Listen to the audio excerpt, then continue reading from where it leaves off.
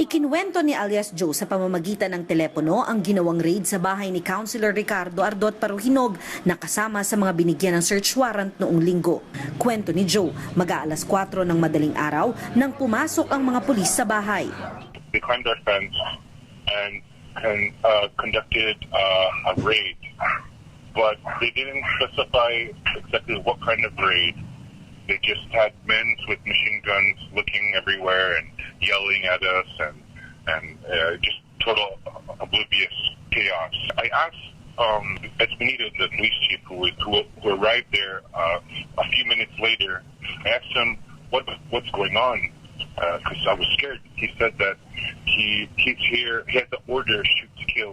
Tinanong daw siya ng mga pulis sa salitang Bisaya pero hindi niya na ito naintindihan at nang hindi siya makasagot, they hit me a few times to try and see if I was telling the truth and pointing the gun, said that I could die here if I do anything stupid.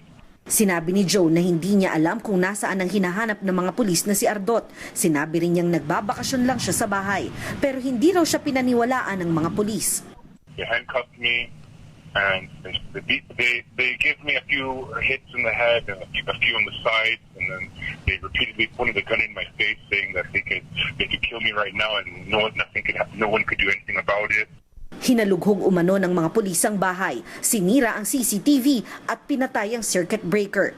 At dinala umano si Joe sa isang madilim na kwarto. He put the gun to my back. I guess he pulled the trigger and the bullet didn't go.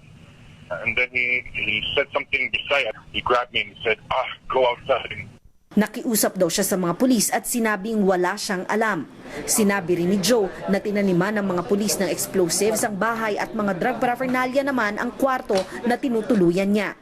They planted drugs right in my room. I told them I didn't do anything. I told them, fine, let's go take a drug test. They denied to let me take a drug test because they knew I would be negative. Tumagal umano ng ilang oras ang mga pulis sa bahay ni Ardot bago sila dinala sa farm ni Mayor Aldong kung saan may isa pa umanong tinumba ang mga pulis at pagkatapos ay dinala na sila sa police station. They imprisoned me for 3 days inside a jail cell. Just released me just like that because they can't connect me to anything. Sinagot naman ni Espinido ang mga pahayag ni Joe.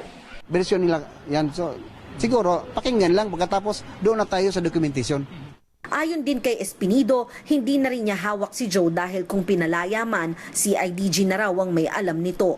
Naninindigan din ng PNP na hindi sila gumamit ng granada sa raid. Ayon kay PNP spokesperson Chief Superintendent Jonardo Carlos, galing ito sa kampo ng mga Paruhinog. Hinamon din ni Carlos na iharap sa korte ang witness. They reduced that to affidavits and let the criminal court decide on that. Kung meron naman sila nakikitang pagkakamali on the part of the operating team, karapatan din nila na ipresenta nila. Sa unang pagkakataon, nakakuha naman ang news team ng umano'y CCTV sa loob ng bahay ni Vice Mayor Nova Princess habang isinasagawa ang raid. Makikita sa video na nakadapa ang 2 tao. Ang isa sa kanila, babaeng maiksi ang buhok na pinaniniwala ang si Vice Mayor. Sumisilip siya habang nakataas ang ulo pero pinapayuko ng isang tao. Ang isang kuha rin ng CCTV sa loob ng bahay, may pulis na paakyat sa hagdan, dala ang isang mahabang armas at pinunasan niya ito gamit ang isang tela.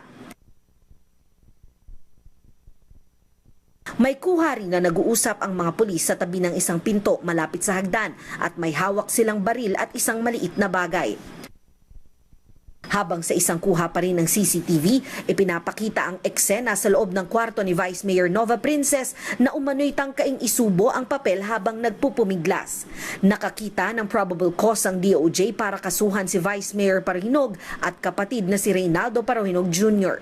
Nailagay na rin sa immigration watch list si Councilor Ricardo Ardot Paruhinog. Cory Quintos, ABS-CBN News, Ozamis City.